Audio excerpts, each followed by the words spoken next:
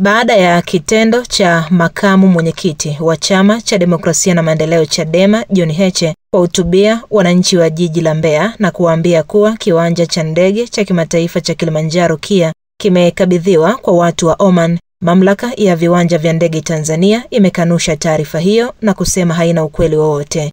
Kwa mujibu wa taarifa iliyotolewa na mamlaka hiyo, imesema kuwa taarifa hiyo ni ya uzushi, ipuuzwe kwa kuwa ina nia ovu ya kupotosha umma. Nikinukuu taarifa hiyo ya mamlaka ya viwanja vya ndege Tanzania inasema, katika mitandao ya kijamii inasambaa taarifa katika picha mjongeo inayomuonyesha makamu mwenyekiti wa Chama cha Demokrasia na Maendeleo Chadema Mheshimiwa John Heche akiwahutubia wananchi huko jijini Mbeya hivi karibuni na kueleza umma taarifa isiyokuwa ya kweli kwamba kiwanja cha ndege cha kimataifa cha Kilimanjaro kimekabidhiwa kwa watu wa Oman.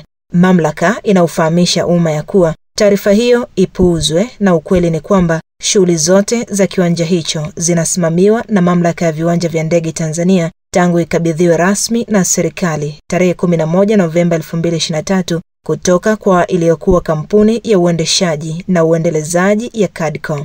Taarifa hiyo imetolewa kwa nia ovu ya kupotosha umma na mamlaka inatoa rai kwa viongozi wa kisiasa wanaoaminiwa na wananchi kutumia taarifa za kweli wanapokuwa wanatekeleza majukumu yao. Mwisho wa kunukuu taarifa hiyo. Hii ni Gadi TV, jina langu ni Aisa Msuya.